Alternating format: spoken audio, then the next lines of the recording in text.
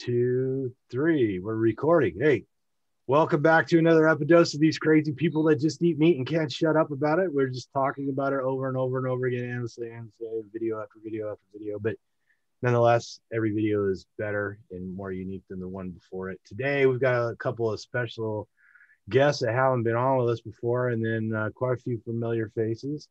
So we've got Bella, also known as Steak and Butter Gal, and Hi. we got Janice Lum with us. Do you have a handle, Janice? You got a little moniker you go by or anything? Confident carnivore. Confident I like carnivore. that. I love it. I love it. You got your own swag on. That's brave. I wish I was that together. We better ask Keith how long it's going to take to get us some t-shirts.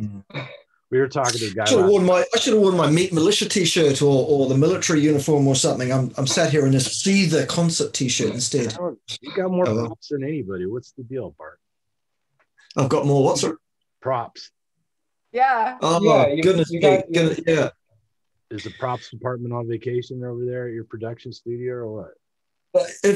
If I could move the camera around, I'd show you. I've got my closet full of uniforms and t-shirts and stuff there and ready to go. And I just thought today, no, we'll just be a civilian. You're on leave. Yeah. So you're a civilian today.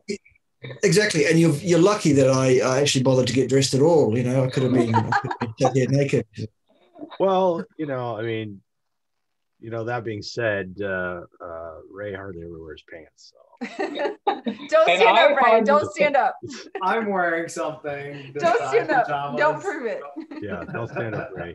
And Justin put a t-shirt on, so at least he's got a shirt on. Right, and no collar this time. No collar. Nice. Right.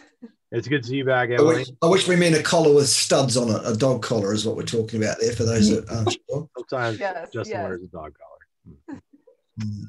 All right, then. So since we've got started already having some fun here, let's start with Bella telling us a little bit about her story and what she does.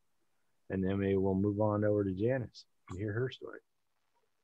Okay, so I am a musician. And I basically was a vegan for 6 years. And fast forward to year 5, year 4.5, I lost my period. And I started going through a lot of just strange and horrid symptoms and issues. I have always battled with eczema and psoriasis my whole life since I was a kid, like going to sleep, itching, waking up bloody. And I would be prescribed all these ointments and creams. And those were the only things that kind of kept it at bay. But while vegan, at first it got better. And I do credit that to taking out all of the processed foods, the junks, the sugars, because I did eat whole foods, plant-based. But I lost my period, my hormones were wrecked, and my acne, eczema just started getting worse. So by the 6th year, I did like a full panel blood test, and my doctor sat me down when the results were out. And she said, "You are so deficient in vitamin D. Like, I have never seen a patient this low. I think my number was 7. And she was like, you either have to seriously up your supplements or eat some meat. Like, seriously, just eat meat, And I was still a very proud vegan, so it was hard. But I went home immediately. I researched vegans eating meat again because I was just so scared.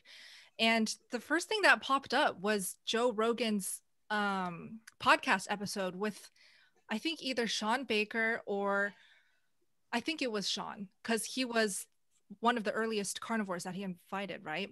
But I watched that. I was very intrigued. And I also watched a bunch of these vegans who converted to carnivore. There weren't many at that time, but that kind of piked my interest.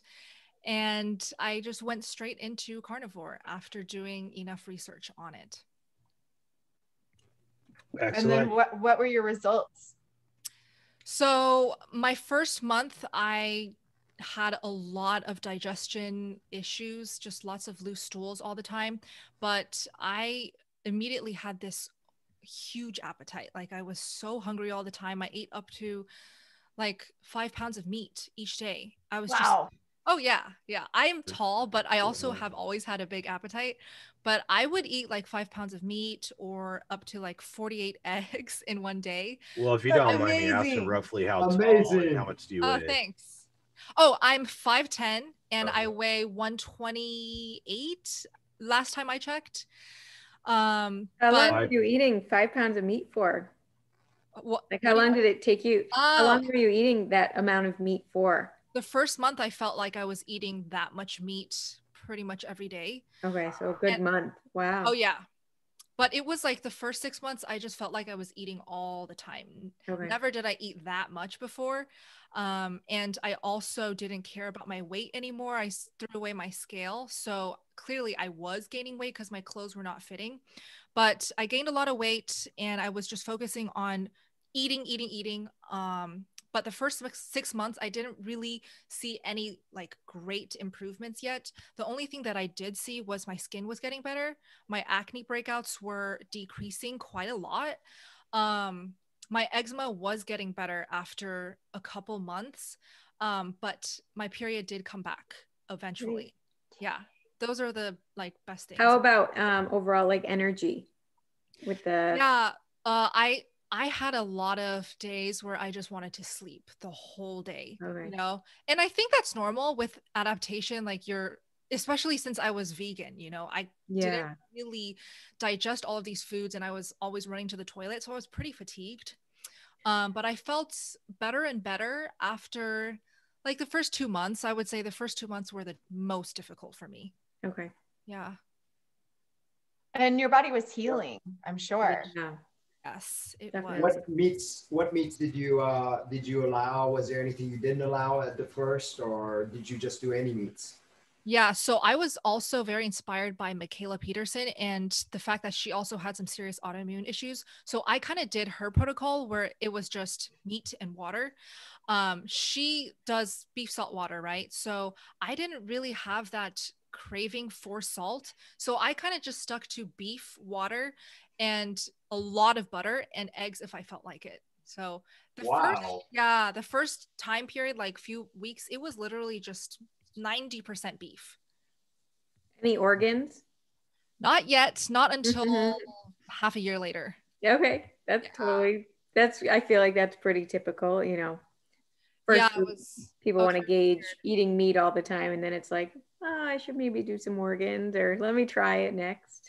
Yeah, I'm only asking just because of, especially with B12, from going from a vegan to carnivore.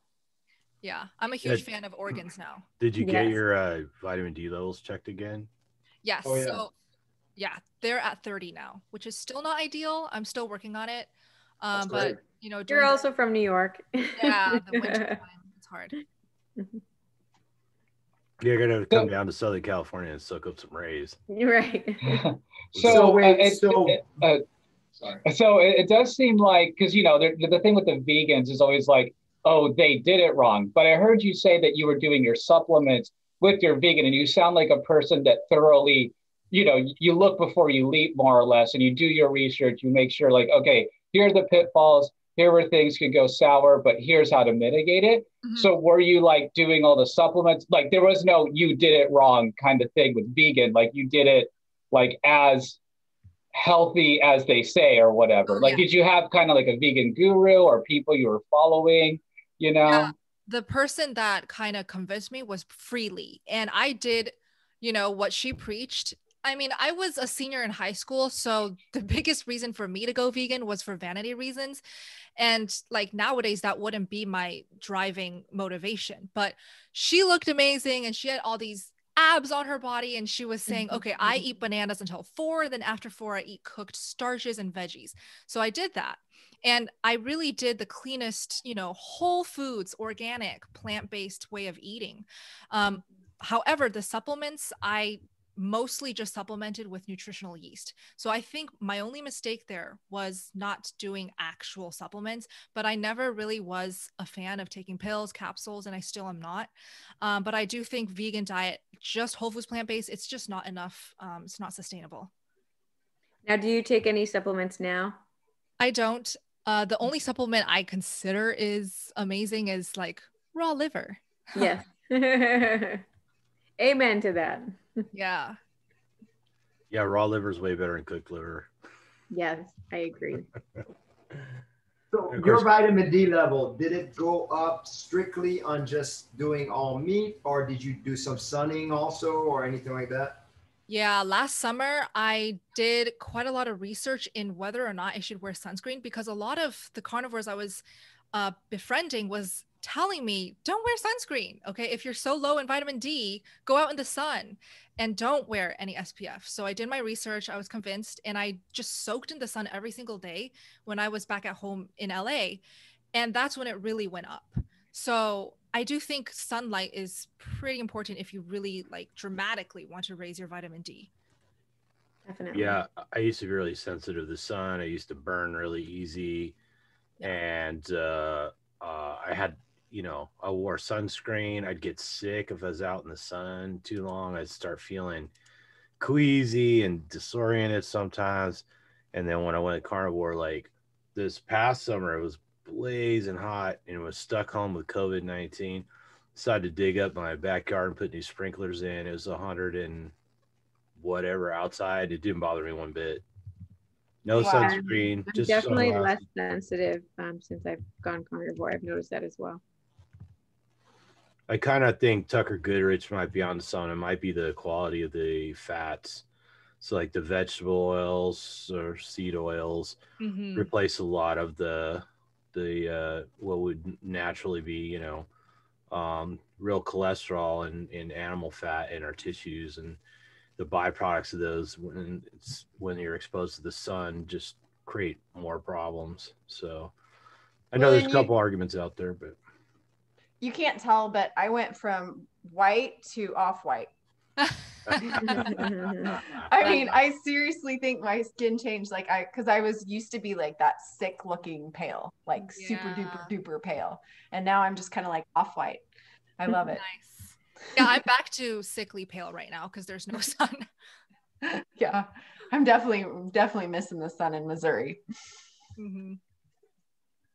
Well, we're in late summer, so it's good down here. And I've been lying around in the sun for weeks. I don't know if you can see. Wow. Nice.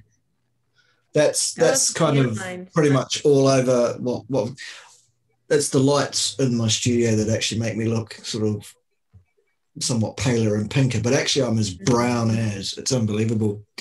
Where are you located, Bart? Nelson, which is pretty much right by the top of the South Island of New Zealand. Oh. Nelson is the sunshine capital of New Zealand. We get more sunshine hours than anybody else in the country. Wow. So it's the top place to be in terms of that. So I just thought I'd throw that in there. Yes, we're in midsummer, so while all of you are shivering and having power outages and all sorts of things going on, it's all good here. And you're welcome to come over if they ever open the borders again and let anybody in at all. Awesome. That would be awesome. We should definitely go visit Bart. Yeah, like Pim and I will set up a ranch somewhere, and we'll have a carnivore retreat or something.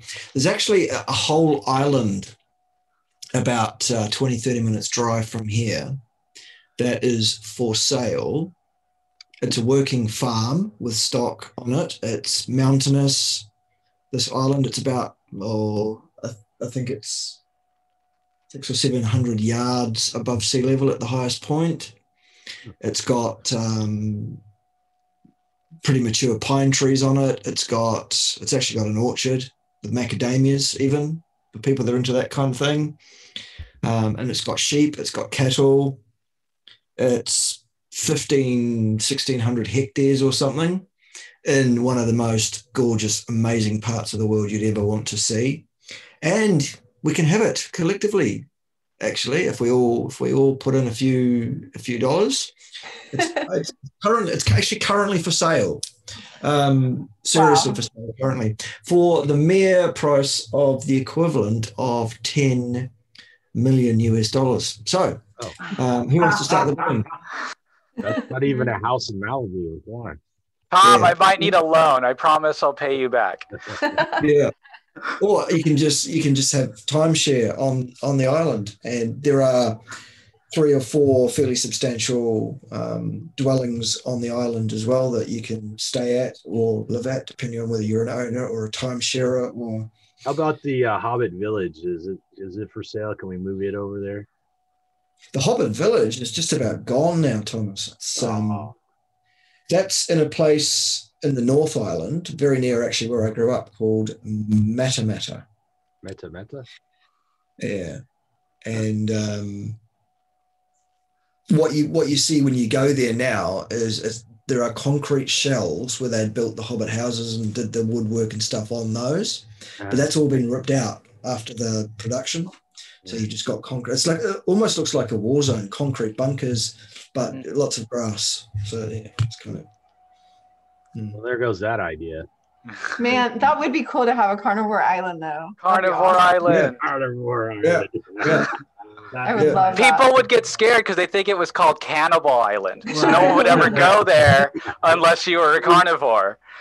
Maybe we'll call it that just to stop people from coming. There we go. There you go. Yeah. But if you want to look it up, it's a place. It's a place called Pepin Island. Pepin. I think it's only a single P. And it's at a place called Cable Bay, very near Nelson. Very near Nelson. And or if you can't be bothered with that, if you look on my very fine YouTube channel, I think I did a video recently where Pim and I circumnavigated the Pepin Island in our kayak.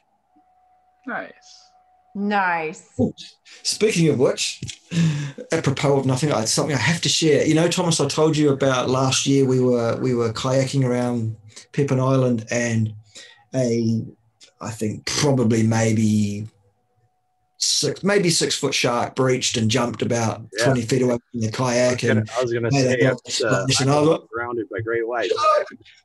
Pim completely missed it. She was like, "Oh damn, I wanted to see it." And she heard the splash, obviously, but she was looking the other way.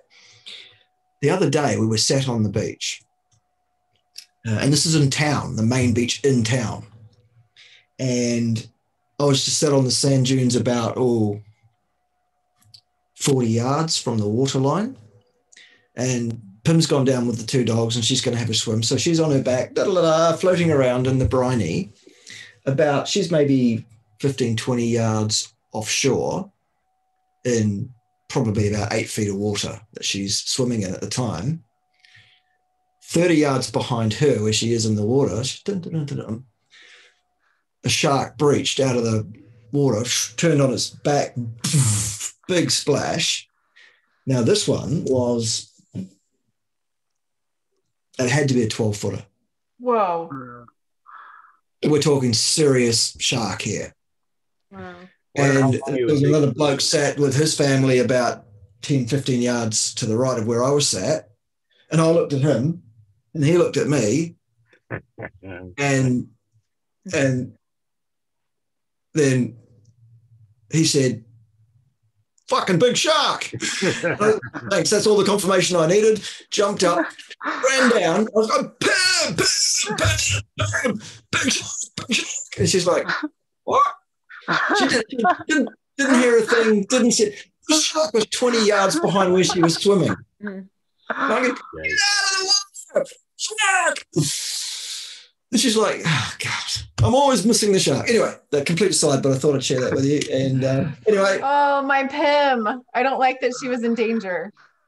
No, anyway, and she was like, "What are you talking about? Shark?" I was worried about with the shark man. No. Okay. Yeah. She didn't believe me until I dragged her up the beach to talk to the bloke that was sitting over there and said, "Ask him." Yeah. So, Right. So, Janice, did you bring your best shark story? You have some competition. I live in Santa Cruz, but I don't have a good shark story. I bet you have some other kind of stories living in Santa Cruz. I do. At the heart of the Emerald Triangle. I get you. Yes, there are many of those kinds of stories. So why don't you start at the beginning of your carnivore related story then? Maybe you can work a little shark into that. Well, like Bella, I was a vegetarian. I'll just start out by saying I'm 42, so I'm almost 20 years Me old. too. Oh, nice. And so I was vegetarian kind of from my late 20s through my late 30s. I had a lot of health problems, headaches. I had IBS, basically all manner of issues, UTIs, chronic urinary tract infections. I had fungus all over my body. I would get hives after eating. I had horrific gas, really stinky feet, acne, you name it. But kind of the primary issue that I had was related to my gene pool. And my dad is obsessive compulsive. He has OCD. My mom's whole side, there were 6 kids, and they're all bipolar, basically. And then on my dad's side, his mom was paranoid schizophrenic and had a full frontal lobotomy and shock treatment. So basically, I have a very gnarly gene pool, lots of mental illness, and I suffered from a lot of depression and anxiety throughout my life. The whole time, basically. I mean, if you look back to my baby pictures, I was crying and looking really tragic in every baby picture, every kid picture. I was a formula baby, so I was kind of like carb fed from the beginning. Grew up on the standard American diet and eating Chinese food, lots of rice. And so by the time I did vegetarian, everything just kind of got worse. I was extremely emotional. I cried a lot. I slept a lot. I was very insulin sensitive. I ate like a lot of fiber, like a huge amount of fiber. I was constantly eating, all the things that you now know are terrible for you. So broccoli and kale and cauliflower, Brussels sprouts, juicing. Like Justin was asking Bella earlier, I had a lot of supplements because I was just like constantly researching. I was like doing yoga and really into health. And so I was paying a lot for like athletic greens and you name it. I've tried all of those different, like, subscribe to get a supplement kind of thing. And so I was just really messed up. I had fungus all over my body and kind of like head to toe disaster. And I was chronically extremely cold, like just so cold all the time. And so I now realize that I basically messed up my thyroid. I think I had chronic fatigue syndrome and like adrenal fatigue plus candida overgrowth. So that was about, like I said, I finished being a vegetarian in my late 30s.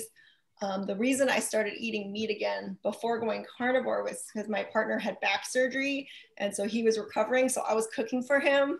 And one day I just broke down because I was making these amazing like chicken thighs and with soy sauce and onions. And it was just like, it smelled so good. And I was just like, I'm going to eat it.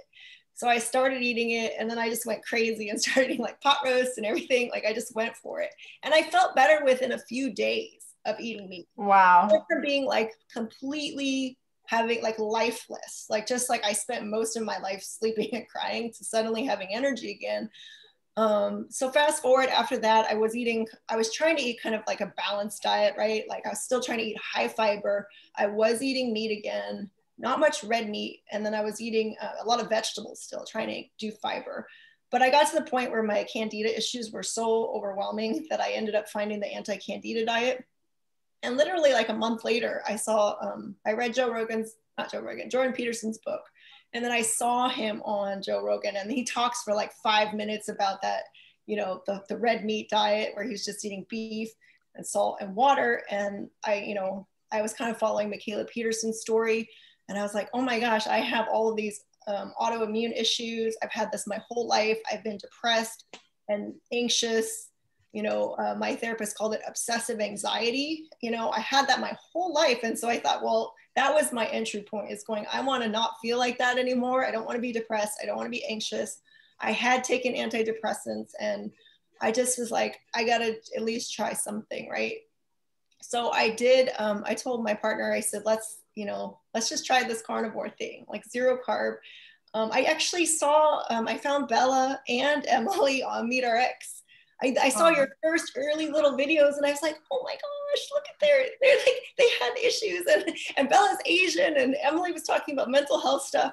And so those were like my first little kernels before all of this kind of exploded bigger, And I was just like, I'm going to try it. And my boyfriend said, let's do it. Cause he's like, I've always told you, he says, kale, no, like hell no, because he hates vegetables. And so he, an immediate yes, right? He said, let's do it. So we started July 2019, and then I've been carnivore ever since. And then today, with Raymond coached me, he's my coach from MeatRx. And so today's day 50 of ribeye only. So I have ribeye only. Wow. And water, and I feel like better than ever. And I did my 30-day with Bella's Babes. So I got to meet Bella. I was so excited. I'm all starstruck. But yeah, I mean, it was really, it was kind of I didn't have problems. I didn't have problems when I switched. I immediately took to meat, but because I was already eating meat by the time I took out the plants and the grains, then I didn't really have any issues. Everything just healed. And with ribeye, I've told Raymond a bunch of times already, but with ribeye only, it's like a whole new level. And I think I'm going to keep going indefinitely, because taking out the rest of the stuff, I want to be like Raymond. I want to be able to do the wide-legged splits and the one-arm push-up and the two-finger push-ups. And Raymond, for whatever reason, is always wearing either underwear or pajamas. And the thing that made me laugh is because when I was going to interview him, he knew I was going to interview him, and he was still wearing pajama bottoms for the demo. And I think So you got true. to put some regular pants on just for your interview. Nah. That's our Raymond. But then, and I sent the video to my mom, and he's like, "What?" She says, "Why is he wearing his pajamas?" Like, I don't know. Hey, when you got great abs, you can get away with anything. Well, the last time he demoed it for us on a group meeting on MeatRx, he was in his underwear. That's awesome. Sorry, Raymond. I didn't mean to embarrass you, but I do think Oh, this is we're all loving this so much. Don't worry about Raymond. Because this has been we know we've been. I didn't know it was a thing. I thought it just It's a thing. It's a thing. It's a thing. Anyway, that's my story. And yeah, Raymond's my coach, and he's awesome. And I'm also super lucky because I've been on Bella's platform, and I've been like obsessed with her videos ever since. I remember seeing her on MeatRx, and then I thought, oh, suddenly she had a channel or whatever you call it on YouTube, and I was just like following her religiously. So I love you, Janice. Yeah, I have to say that Janice is literally the first Asian that I hung out with frequently, over Zoom. And by the way, Janice, your ribeye diet is blowing up in the SB gang. Like, all the ladies want to go on the ribeye diet, and they call it the Janice diet. And like, your progress photos are amazing. So congrats, day 50. That's crazy. Yeah, it's an incredible story, Janice. Thanks so much for sharing. Especially, I can totally relate. I myself struggled with the anxiety, the obsessive compulsive disorder since I was little. Like, I remember my mom would tell me that I would go over to my friend's house and I was helping them clean and organize their drawers. Like, the parents loved me. My friends were like, it's kind of weird. Like, why don't we just go play outside? So yeah, I've had OCD for a long time, and carnivore is really the only thing that has provided keto to some degree, but carnivore really kind of took everything, like the edge. It felt like the edge came off when I was really nourishing my body on a carnivore diet. I really relate to your story as well, Janice. I mean, the messed up gene pool, 100% here too as well. I am kind of curious, so as to when you started, like for me with my depression and anxiety, it came in like hours and days until I finally had a full day where I felt good. And then finally like a full week that I felt good. Did either of you notice something like that? Or did you notice that at all? It kind of came in like waves or stages, the mental health stuff, or was it almost more day and night, a little more instant with you? For me, it was really, I would say I got to like 80-90% right away, where it was just like changing the fuel from carbs and vegetables and grains and all that. I just was like, my brain took to it like I'd been giving it the wrong fuel the whole time.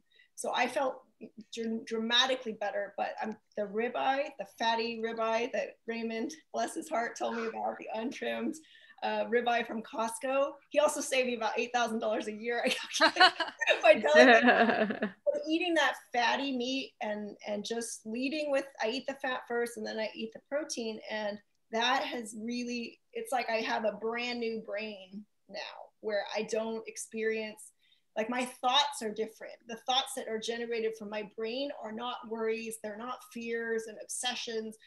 That's not perfectionistic thinking. It's like the thoughts that come into my mind now are just like, so that took it to a next level where now I'm just like, I don't experience fear and anxiety and all of these things that I did before. And it's daily and it's sustained. And I wake up clear-headed and I'm decisive and I'm focused. I had ADHD as well. And I had, a lifetime of issues with executive function. I couldn't prioritize or sequence events. I was very indecisive, very insecure, very doubtful, very hesitant. And so it's like that to me, I think there's something to the fatty ribeye that just takes it to another level. So now it's consistent. That's why, you would not see me wearing anything with the word confident in it for, 40 years. I was like, miserable, like crying and like pouting and everything, hiding out, crying in a corner. And so yeah, I don't know what, I'm not really answering your question, but I'm just saying, yes, it was an immediate fuel change going to carnivore. And then with ribeye and the fatty ribeye, it's like, I can't even describe how much better I feel and that I actually do feel confident. And I can say that, and it doesn't feel inauthentic to say that now. So that's awesome. I think it's so important, especially as a female, and to express your confidence and feeling and how much better you feel with fat, because even working with clients, even if they believe like, yes, eat meat, it's not going to make me fat. There's still like choosing that fattier cut, going for the more fat. That fat is not going to make you fat. It's really a hard struggle. So I think it takes how much better you feel to convince yourself of that. But even just going for that, doing the challenge, like you said, a fatty ribeye for 50 days, like I like that you're shedding light on that, because many people will just go for the fillets or, oh no, I don't want to get fat. And it's like, I'm telling you, there's so many other things that are going to be better with more fat. Well, you're right. And especially being in my 40s, right? My mom had menopause early. She was already menopausal by 45. Yeah, no, for the hormones, especially, even skin issues, as Bella was talking about too. Fat is so important. And I know why my mom was early menopause, because I've shared on other videos, but we were on the Pritikin diet in the 80s. And that was basically high fiber, high carb, zero fat. Oh my goodness. All fat was considered bad. So not just saturated, but unsaturated fat was considered bad. And my parents were runners. And so they were carb fueled, and they literally tried to go with a zero fat diet. So that was what I was raised on, right? Is avoiding fat like the plague. And then that's how that set up my microbiome and my biochemistry all jacked. I'm so happy that you trusted it and you went with it. Because being grown. Raymond. Yeah, no, that's amazing. Raymond. It's true, especially growing up that way. I would expect you to do the complete opposite. Yeah, well, Raymond did it for me, so thank you, Raymond. To be fair, this is from 20-Year Carnivores, the Anderson's protocol. All I was doing is copying them. And I knew that they were brilliant, okay? Because I knew that Charlene did salmon for a whole year. So they tried certain things for a whole year. Oh, wow. And there's a reason that they must have picked the untrimmed ribeye, no salt, 1 meal a day. And I was like, that was my target the whole time, but it was hard for me to give up that much at first. And I finally did. And I like the example of the unicorn story, because that's the only way it makes sense. So, on carnivore, there's some days that you'll wake up where you just everything's right. Everything's connected. But it lasts such a short amount of time. And I call that glimpsing of the unicorn. But you want to see it. You want to see that glimpse, and as time goes on, you start noticing that, yes, there is a unicorn out there, right? Well, the level that the ribeye only, the Anderson protocol put me at, is not only being able to see the unicorn, I could go up to pet it. That's how much of a level difference it is. Wow. And I know Janice can relate on that now. That's what inspired the artwork? Yes. Yes, exactly. Well, Sly did it for me, a MeatRx member. She's like, after I described it, she's like, I'm doing it for you. I'm like, okay. Next day, she had me this artwork. I was like, wow, this is great. So, yes. It's awesome. What I love about it is that, you know, because we try to talk to people like, hey, I eat meat and I feel so much better. And we can't even have a point of reference for people. They don't understand how good feels. And so new baseline. The unicorn example is perfect, because how can you explain what it's like to pet a unicorn? You can't. Like, people can't understand when they're sitting there, you know, eating. Is that a euphemism, young lady? Is that a euphemism, petting the unicorn? Is that what you're talking about? You can only dangle meat. Bart, that was last week's video, Bart. Yeah, well, none of the girls were here for last week, so it's just four blokes talking about being horny. It was a bit sad, really. I want to get in a question for Bella and Janice before I forget. So I'm really curious what happens when you tell your parents, like Janice is saying her parents were runners, they did the Pritikin diet, and I wanted to say, didn't Nathan Pritikin die of cancer? I think he did. So what did your parents say? What do your doctors say? What do your therapists say? I mean, everybody here had some sort of sickness that resolved or drastically improved. So all we're dealing with medical professionals or therapists taking medications, going for therapies and stuff like that. So I want to know what kind of reaction you guys got when you guys went through these drastic improvements. Okay, so I know Janice is gonna have a similar story to mine, but like with Asians, my mom is a tiger mom, so she super traditional, super freaking strict and overbearing, down to the diet too. Like when I was growing up, I just remember when it's time to go perform and go compete, she would limit my calories and control what I would eat just so I can fit into that dress and look my best, you know? So I grew up with that mentality that I have to eat to look thin. And if I have to restrict, I must. So when I told her I was going vegan to lose weight, you know, that was my main reason. She was obviously very confused and she kind of just scoffed, thinking that I would not persist. But I did it for 6 years and she was very upset, like super, super upset. But luckily I moved off to New York City for college, so I didn't have to listen to her rants and stuff. But then I called her randomly and I was like, hey mom, how do I make brisket? Because guess what? I'm eating meat again. I just told her like that. And she was over the moon, just so happy for me. She was like, oh my gosh, I'm so proud of you. Yes, I'll share with you all of my recipes. And then I go visit her in China the next year and she realizes I'm only eating meat, no veggies at all. And then she's like, what is going on? Why are you not eating veggies? And the thing starts again. She's ranting and criticizing me and she's just never pleased. And then this year, like actually things are changing this year. She sees my YouTube channel, you know, and she sees like all of the amazing friends that I make and the success stories that I share with her. By the way, she has this recipe called the egg pudding, 蒸鸡蛋. And I share that in the carnivore community because it's 100% carnivore. It's just eggs, water turned into pudding, and it blew up. And I told my mom, hey, guess what? Everybody's making your egg pudding. And honestly, that was when she started changing. She was That's like, awesome. I love it.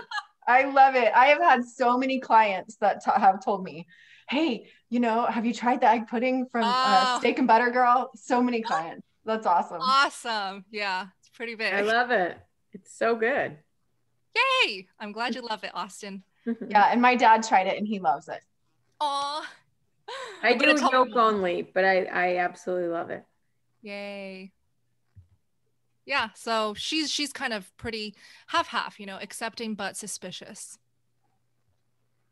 And did you discuss it with any of your doctors or therapists or anything? And yeah, so the last time I got my blood tested, I told my doctor before I did it that, hey, I'm on a keto diet. In fact, I'm only eating meat. I'm not sure if you're familiar. And he was very familiar with, you know, keto diet blood test patterns. So when the results came back, he was very pleased. All the numbers were great. My cholesterol was great. You know, my total cholesterol, obviously it's going to be through the roof, but he understood. And my HDL was very high while my triglycerides were super low. And he told me it was the lowest he has seen. And he's vegan. Really? So amazing. Yeah. Yeah. So he was an open-minded vegan doctor. So nice. It's your duty to rescue him. It's your duty to bring him across to the dark side. So join us. We will complete your training. Yeah. Come to Carnivore Island. Yes. To Carnivore Island, the Pippin Island. Yes. Good. All right, Janice, let's hear you and your back and forth with people in your environment. So, similar to Bella, my parents, because I was a vegetarian for so long, my parents hated that, right? They were always, my dad never really understood it. So we'd go out to some sort of family dinner and I'd say, well, Dad, I'm a vegetarian. And he'd say, okay, but you do eat chicken, right? And he would keep the chicken toward me, right? And I'd be like, no, right. Dad, I'm a vegetarian, right? And so now when I started eating meat again, my mom was like, Bella's mom, like so happy. She's like, oh, this is great. You can eat family dinners again, all this stuff, right? But then when they found out that I wasn't eating any vegetables, because they're big on vegetables. Like my dad eats broccoli. They all eat broccoli every day. They eat cantaloupe every single day. My dad eats a banana and a glass of orange juice for like, he's 74 and he's been eating that for probably 50 years, the same breakfast, right? So now when I go to things, he's pushed, well, you all eat some of these vegetables, right? He keeps asking me like, no, Dad, I don't eat any vegetables, but you'll have some rice, right? And so they're very alarmed, right? And they all, I know my brother and my parents, they all talk about me and they're concerned. They're like, and then they keep saying, well, you really should have a balanced diet, right? And so, but they let me, they know, they think I'm weird, right? They just think I'm an extreme person because I went from vegetarian and now I'm carnivore, right? Well, it might be true. So yeah, so they're not happy about it, but they know that once I've made my mind up, kind of like Bella, I'm doing it. I'm just gonna do it. And they also see, I text my mom pictures of my core and stuff. I say, see, Mom, I'll be like flexing, and I'll be like, nice. Muscle, right? I'll send her a picture of my like calves and my thighs, and I say, see, Mom, I've got all this muscle because of being carnivore now, right? And she did make one comment. She says, you know, back when you were a vegetarian, I was trying to eat more plant-based. She said, I used to be really cold all the time and I would feel really crummy. So she kind of, you know, she's kind of picking up on how much she sees I'm a lot more stable. And so she likes that. She knows and now they call me for everything. I'm kind of like the person in the family that they call when they're all strung out to talk to about things, so that they kind of notice, right? They notice an increase in my confidence. So as far as the doctors, ironically, I also have a vegan doctor. I've been a doctor for like 20 years, right? And I remember she turned vegan vegetarian when I was already a vegetarian. And I had told her like, good for you, you know, great job. Yeah. So now I basically just avoid her. I haven't told her anything. I haven't gotten any official tests. I don't care. But I told Raymond this, that I'm the wellness coordinator at work, ironically. So we host these biometric screenings where we bring nurses on site from Quest Diagnostics to come and do your biomarkers. And I never get mine done, right? I was already carnivore. And I remember back then I was drinking like buttered coffee. So it was like 7 a.m. and the nurse is like, well, let's just do yours. But I hadn't fasted. And so whatever reading she got was so high that she had never seen it before. She's like, I need to talk to my supervisor right now. So then they went over and they come over and they're like, I think you need to go to the hospital right now. And this was like a year ago, right? And I was just like, I'm good. But they gave me the little like pamphlet with my mark, you know, that said it was in like the red zone. So it must have been my, you know, my non-fasted cholesterol or something. But I literally had just pounded like 3 tablespoons of butter. So I just already then I was feeling so good. So I was like, oh, whatever. So I just don't tell my doctors. As long as I can avoid it and avoid the hospital, what do they need to know, right? Yeah, sounds like you need a new one. I mean, but like they say, it's like if you're healthy and you look healthy and you feel healthy, what do you need all those? I'm not a person who tests all those biomarkers. Yeah. I don't care. I don't track my glucose or ketones or any of that stuff. Yeah, no, working as a PA in the carnivore space, everyone's like, oh, it's really more so just tracking labs over time, which is just extra data, which I think is fun. But yeah, like you said, if you're not having symptoms, if you feel good, I mean, it's totally up to you whether you are followed by a provider or not. I'm just a science nerd, so I like getting labs and I think to some degree clients like reassurance. But again, if you alluded to with the them looking at that lab going, oh my God, something's wrong, unless you know how to interpret those labs in the setting of a carnivore diet, then you're right. Like going to them, they're not going to be able to provide you good feedback. So that's also important. Even if you just find someone who is in the low carb space, or they know that your cholesterol is going to change because you're doing low carb, high fat, it's more useful. Otherwise, you could Google things and try and interpret them yourself. You're probably better off. Right. Saying that, and my paradigm has totally shifted on cholesterol. I mean, based on the research I've done, I know that cholesterol is protective. Absolutely. And my mom is always worrying about her cholesterol, and she never wants to go on a statin, but the doctor always says, she's skinny as a rail, and they always say, oh, you need to be on a statin. And so I always tell her, now I just send her any kind of Instagram thing that says why cholesterol is protective, because it's also mental, right? If she's afraid of having high cholesterol and afraid that it's damaging, I don't want her to think that way, because it's like, you should see it as protective. My grandpa had dementia, and it's like, no, you have high cholesterol, you should feel good about it, and it's going to protect your brain from decline. So I try to kind of like reverse engineer her thinking. It's absolutely essential. It's just, where we get into trouble as far as the studies that have shown, the relation to heart disease is high levels of cholesterol in the setting of high carbohydrates as well. So, but in a low carb space, it's cholesterol is essential, just like you said. Yeah.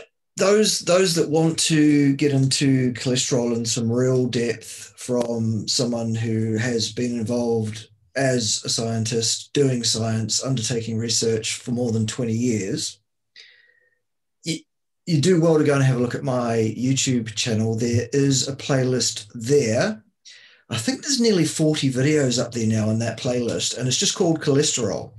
Wow. Where I talk about cholesterol in real scientific depth over many, many hours. So if you want to give people a real crash course on how to actually interpret these studies, what they actually say, what they actually don't say, how important cholesterol really truly is, I would definitely warmly invite people to have a good look at that playlist.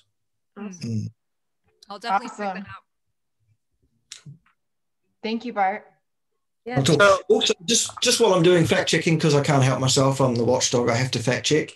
Nathan Pritikin took his own life after receiving the medical advice that he had 2 forms of incurable leukemia superimposed one upon the other. And he made a decision to end his own life at that stage. So that's what happened with him. Just so that we have our facts absolutely straight.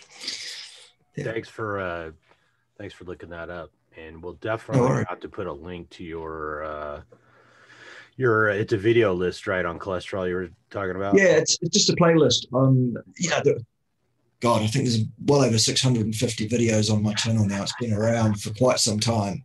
So there will be a quiz on those videos in the next. Absolutely. There'll be an exam next week, boys and girls and boys. So I expect you all to get 100%.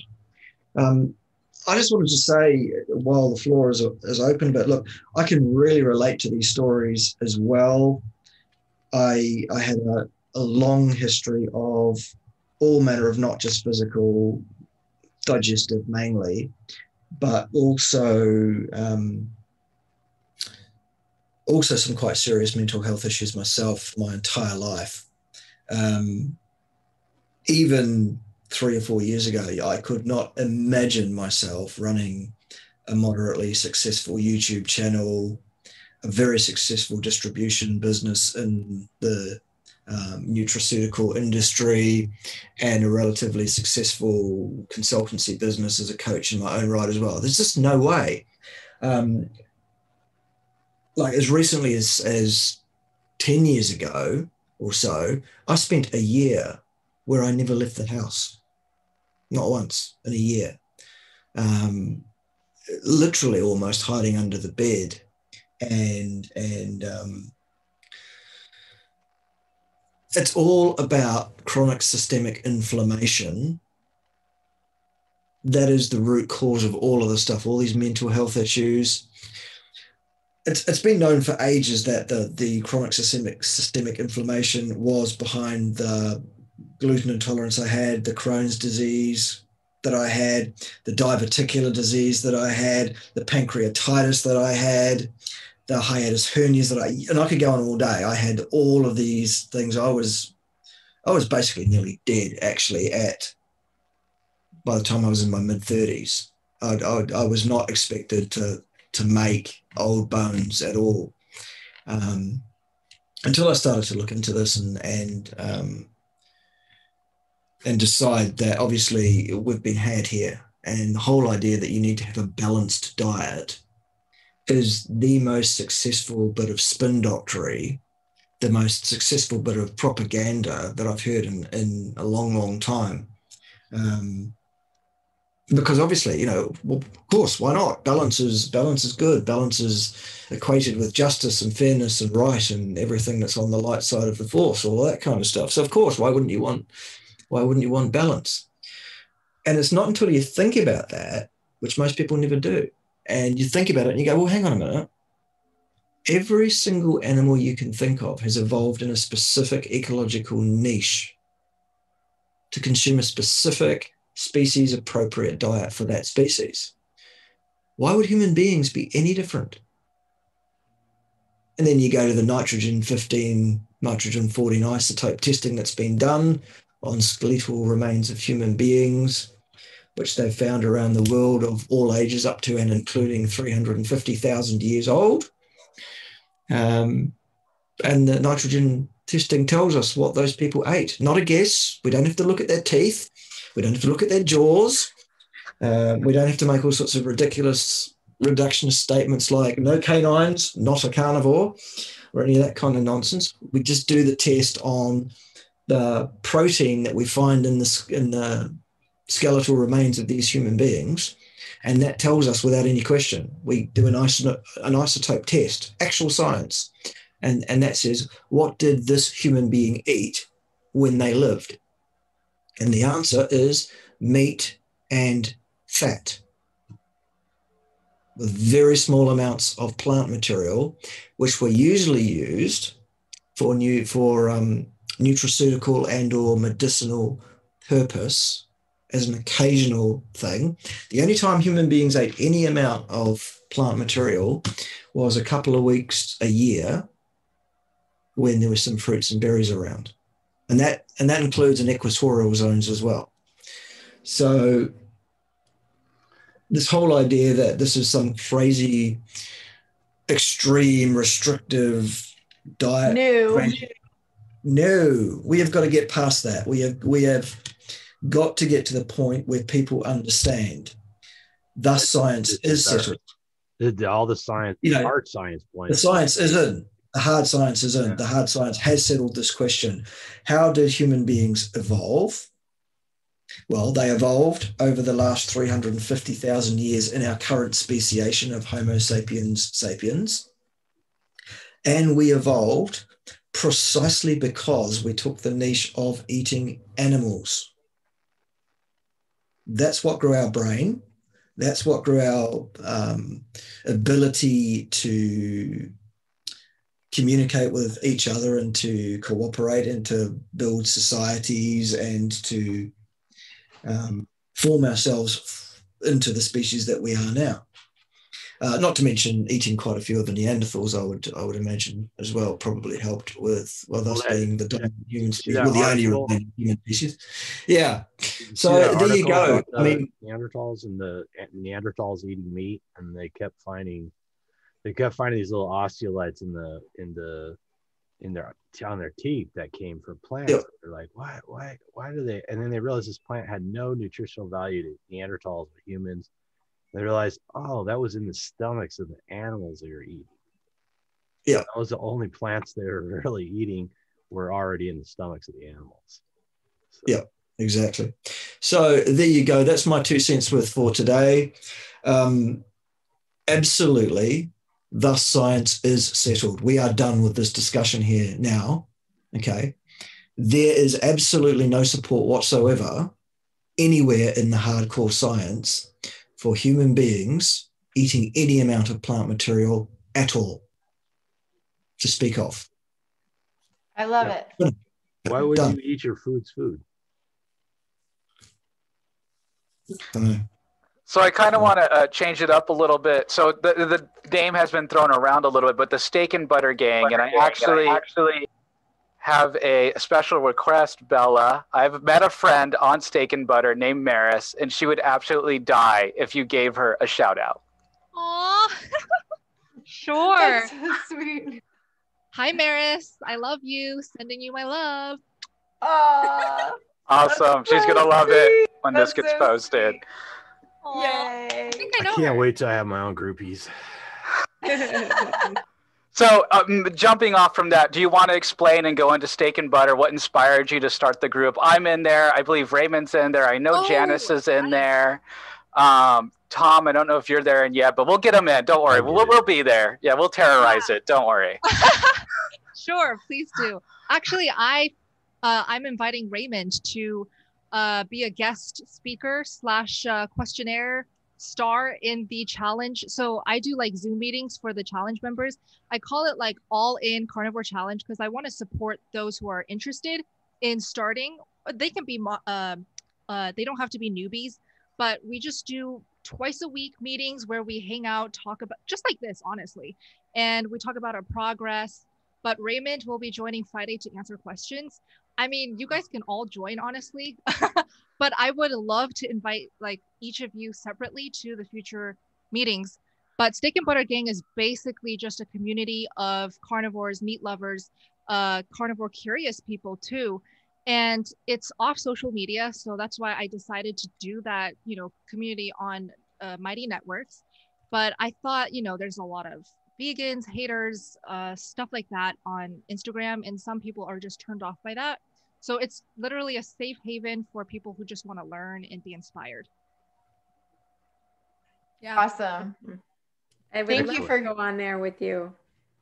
Oh, of course. I think it's great just to create another sense of community around carnivore. It's awesome. And creating that safe place, I think that's so important. Because I'm coming up on this week will be 2 years that I've been eating this way, and I'm still the odd man out. I'm still when I go to work, I'm the freak girl. I'm the crazy one, and it's not affecting me in that it's not like I need to stop eating this way. But can you imagine just starting out and you don't know that that this is the best thing for your body? So I love that you're creating a safe place like that for somebody in this community. Thank you. Thanks, Emily. Yeah, I hope you join. Oh, yeah, absolutely. Yay. Okay. Yeah, I love to see people building the community. I mean, that's really the most important thing we can do, right? It's just bringing people together and building places for people to communicate and enjoy. I mean, I don't know about you guys, but this video has been very, very fun for me. I've really enjoyed your company. Same. I'm really glad we got to do it. So I'd like to feel that that's part of it. So if we could do more of this on another platform, I'd be ecstatic. For sure. I'm all about it. I'd also like to send out the invitation basically widely, not just to everybody here in this chat room today, but in general. I want to do more collaborative work. I want to do more videos on my channel, which is one of the longest standing carnivore channels on YouTube, I think, these days. And for what that's worth, it means I've got stickability, I guess. But I'd love to have each of you. I mean, some of you have already been on my channel in the past. Some of you have not. I'd love to have you all on, either individually or in a group at various times. The stories need to be told because at the end of the day, of course, as we are often reminded by herself from Chorley, that all we have here are anecdotes, of course. We don't have any real evidence of any kind, just anecdotes. And I'm not even going to bother doing the voice today because... Yes, Bart, anecdotes. Of course, anecdotes. Bart is wrong, this Bart. Bart's just anecdotes. Bart. He's wrong, he is. Bart's frequently harassed by a lady from Chorley who is some sort of vegan lady that just likes to harangue him. She calls herself an ethical vegan, Thomas. Ethical is what she calls herself. There you go. She calls herself an ethical vegan, and then what she will do is make deals with other YouTube creators like, for example, myself and Tristan, which she also had to deal with because she got herself in trouble with copyright with the YouTube folks. And she was on her second out of 3 strikes that you can have for copyright. When you get a third copyright strike, they delete your channel, basically, unless you're Richard Burgess, in which case you get it back 48 hours later because you've syndicated with a major channel and the major channel have turned around and said to YouTube, give him his channel back. But, you know, for most mere mortals, you break the rules 3 times, 3 strikes and you're out sort of thing. And she was on her second one. And both Tristan and I had our hooks right into it, and we were at the point where we could have had her 3 strikes and over, but we made deals with her as a human being. Like, okay, here are the videos that are of offense. Here is what we need you to take down off your channel. We'll take down stuff we've said about you that was not so nice as well, because, you know, we'll all be adults here about this, and I'm a man of my word. And if I look you in the eye and shake your hand and say that's what it'll be, that's what I'm going to do. And then we do that, and we remove the strikes from her and cancel them so that she can, you know, not have to worry about her future as a YouTube creator anymore, under this understanding that she's going to take down the offensive material.